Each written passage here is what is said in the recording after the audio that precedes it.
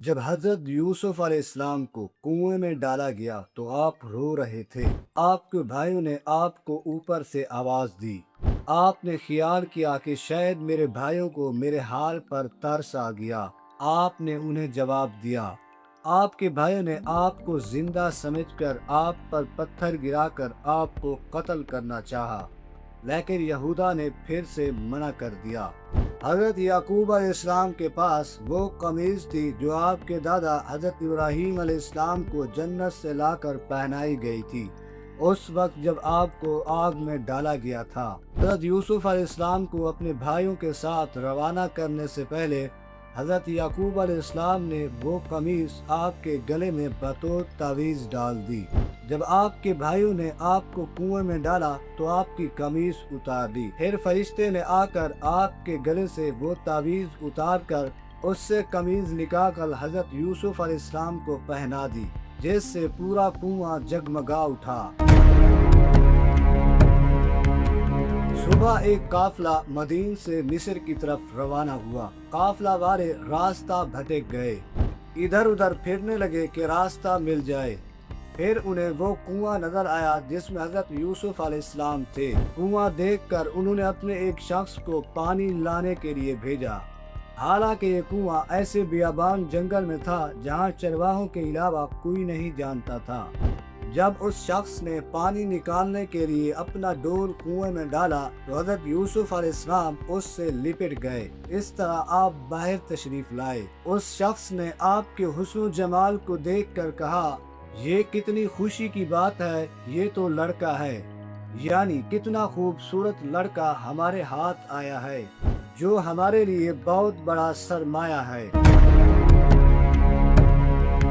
اگرچہ آپ کو کنویں سے نکالنے والوں نے قیمتی سرمایہ سمجھ کر چھپا رکھا تھا کہ مصر میں جا کر آپ کو فروخت کریں گے اور بہت بڑی رقم حاصل کریں گے، لیکن آپ کے بھائی یہ پتہ لگانے کے لیے کہ یوسف زندہ ہے یا مر چکا ہے واپس آئے۔ کنویں میں دیکھا کہ یوسف علیہ السلام نہیں ہے۔ ادھر ادھر دیکھا تو ایک قافلہ کو پایا۔ قافلے والوں سے پوچھا تو انہوں نے بتایا کہ ہم نے یہاں سے ایک لڑکے کو نکالا ہے۔ آپ کے بھائیوں نے کہا، یہ تو ہمارا غلام ہے جسے بھاگنے کی عادت ہے، اگر تم اسے خریدنا چاہتے ہو تو ہم تمہیں بہت ہی سستے داموں بیچ دیں گے، لیکن ہماری ایک شرط ہے کہ اسے اس علاقے سے بہت دور لے جاؤ تاکہ اسے بھاگنے کا مزہ آئے۔ حضرت یوسف علیہ السلام اپنے بھائیوں کے ڈر سے خاموش رہے اور تاجر کو نہیں بتایا کہ میں ان کا بھائی ہوں، کوئی غلام نہیں۔ آپ کے بھائیوں نے آپ کو 20 یا 22 کھوٹے درہموں کے بدلے بیچ دیا۔ جب آپ کے بھائیوں نے آپ کو بیچ دیا تو تاجر سے کہا، یہ چور ہے اور بھاگ بھی جاتا ہے۔ تو تاجر نے آپ کو قید کر دیا اور ایک حبشی غلام کو آپ کی نگہبانی پر مقرر کر دیا۔ قافلے کی روانگی کا وقت آیا تو یوسف علیہ السلام رونے لگے۔ تاجر نے کہا، اے بچے، تم کیوں رو رہے ہو؟ تو آپ نے جواب دیا، جانے سے پہلے میں اپنے بیچنے والوں کو سلام کرنا چاہتا ہوں، ایک ایسا الوداعی سلام جو کبھی نہ لوٹنے والا کرتا ہے۔ تو اس تاجر نے اپنے غلام سے کہا، اسے بیچنے والوں کے پاس لے جاؤ تاکہ یہ انہیں الوداعی سلام کر سکے، پھر قافلے سے مل آنا۔ میں نے آج تک اتنا فرما بردار غلام نہیں دیکھا جو اپنے مالکوں سے اتنا زیادہ محبت کرتا ہو، اور اتنے مالک ظالم نہیں دیکھے جتنے ظالم اس کے مالک ہیں۔ وہ غلام آپ کو اپنے بھائیوں کے پاس لایا۔ سب بھائی سوئے ہوئے تھے، ایک بھائی جاگ رہا تھا جو قافلے کی حفاظت کر رہا تھا۔ اس نے جب حضرت یوسف علیہ السلام کو بیڑیوں میں جکڑا ہوا دیکھا تو آپ سے پوچھا کہ تم یہاں کیوں آئے ہو؟ تو یوسف علیہ السلام نے کہا، میں تمہیں الوداعی سلام کرنے آیا ہوں، ایک ایسا سلام جو کبھی نہ لوٹنے والا کرتا ہے۔ یہ سن کر آپ کے دوسرے بھائی بھی جاگ اٹھے۔ حضرت یوسف علیہ السلام ایک ایک بھائی پر محبت سے سر جھکائے گلے مل رہے تھے۔ ان کے ظلم کو دیکھیے اور حضرت یوسف علیہ السلام کی محبت کو دیکھیے۔ آپ چلتے ہوئے کہہ رہے تھے، اللہ تمہاری حفاظت کرے، اگرچہ تم نے مجھے ضائع کر دیا۔ اللہ تمہیں اپنے گھروں میں قائم و دائم رکھے، اگرچہ تم نے مجھے گھر سے نکال دیا۔ اللہ تعالیٰ تم پر رحم کرے، اگرچہ تم نے مجھ پر رحم نہیں کیا۔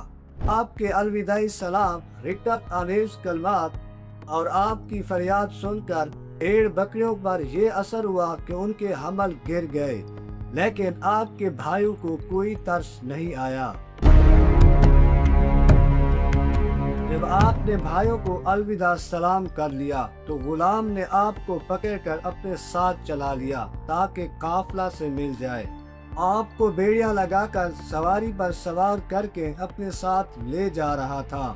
کنعان کے قبرستان سے جب آپ کا گزر ہوا تو اپنی والدہ رحیل کی قبر کو دیکھ کر آپ اپنے جذبات پر قابو نہ رکھ سکے اور سواری سے اتر کر اپنی والدہ کی قبر پر روتے ہوئے عرض کرنے لگے، اے میری ماں، قبر سے سر اٹھا کر ذرا اپنے بیٹے کو بیڑیوں میں جکڑا ہوا تو دیکھو۔ اے میری ماں، بھائیوں نے مجھے کنویں میں پھینک دیا، باپ سے جدا کر دیا، کھوٹے سکوں سے مجھے بیچ ڈالا، انہیں میری چھوٹی عمر پر بھی ترس نہ آیا۔ میں اللہ تعالیٰ سے سوال کرتا ہوں کہ مجھے اور میرے والد کو اپنی رحمت میں جمع کرے، وہی ارحم الراحمین ہے۔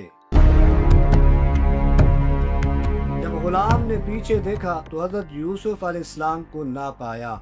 وہ واپس آیا اور دیکھا کہ آپ ایک قبر کے قریب رو رہے ہیں۔ اس غلام نے حضرت یوسف علیہ السلام سے کہا، تمہیں بیچنے والوں نے ٹھیک کہا تھا، تم ایک بھگوڑے ہو۔ یہ کہتے ہوئے اس نے آپ کو ایک زوردار تھپڑ مارا جس سے آپ گر کر بے ہوش ہو گئے۔ جب آپ کو ہوش آیا تو آپ کہنے لگے، مجھے کچھ نہ کہیے، یہ تو میری والدہ کی قبر ہے۔ میں جانے سے پہلے انہیں الوداعی سلام کرنا چاہتا تھا۔ خدا کی قسم، میں آئندہ کوئی ایسا کام نہیں کروں گا جو تمہیں پسند نہ ہو۔ آپ کا چہرہ خون آلودہ تھا اور گرنے کی وجہ سے چہرے پر مٹی لگی ہوئی تھی۔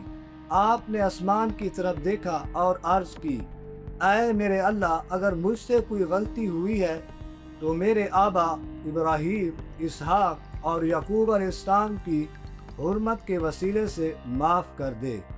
آپ کی اس حالت کو دیکھ کر آسمان کے فرشتے چلا اٹھے اور اللہ تعالیٰ کے حضور عرض کرنے لگے۔ اللہ تعالیٰ نے حضرت جبرائیل علیہ السلام کو بھیجا۔ جبرائیل علیہ السلام نے آ کر زمین پر اپنا پر مارا جس سے سرخ رنگ کی ہوا چلنے لگی، سورج کی روشنی ختم ہو گئی، سرخ آندھی سے تاریکی چھا گئی اور قافلہ والے ایک دوسرے کو دیکھ نہیں سکتے تھے۔ تاجر نے کہا، اپنی سواریوں سے اتر کر اپنی جانوں کی حفاظت کرو، مجھے اس راستے سے گزرتے ہوئے کئی سال ہو چکے ہیں، لیکن میں نے آج تک اس طرح کی کوئی آندھی نہیں دیکھی۔ خدا سے ڈرو اور اپنے گناہوں کی توبہ کرو، آج کی یہ آندھی یقیناً ہمارے کسی گناہ کا نتیجہ ہے۔ اس وقت حضرت یوسف علیہ السلام کے محافظ حبشی غلام نے کہا، میں نے آج یوسف کو مارا۔ جب مارا تو اس نے اپنا سر آسمان کی طرف اٹھایا اور ان کے ہونٹ بھی حرکت کر رہے تھے۔ تاجر نے کہا، اے تمہاری بربادی، تم نے اپنے ساتھ ساتھ ہم سب کو بھی تباہ کر دیا۔ پھر وہ تاجر یوسف علیہ السلام کے پاس آیا اور کہنے لگا، اے لڑکے، یقیناً ہم نے تم پر ظلم کیا۔ اے لڑکے، اگر تم بدلہ لینا چاہتے ہو تو ہم حاضر ہیں، تم اپنا بدلہ لے لو۔ تو حضرت یوسف علیہ السلام نے کہا، ہم ظالموں سے بدلہ نہیں لیا کرتے، میں تو اس گھرانے سے تعلق رکھتا ہوں جو ظلم کرنے والوں کو معاف کر دیتے ہیں، ان کے لیے مغفرت کی دعا کرتے ہیں۔ میں تمہیں معاف کر رہا ہوں، اللہ بھی تمہیں معاف کرے۔ آپ کے معاف کرنے کے ساتھ ہی تاریکی ختم ہو گئی، آندھی رک گئی، سورج روشن ہو گیا، مشرق و مغرب تک روشنی پھیل گئی اور قافلہ امن و امان کے ساتھ مصر پہنچ گیا۔ اگر آپ کو یہ ویڈیو پسند آئی ہو تو ویڈیو کو لائک اور چینل کو سبسکرائب کریں۔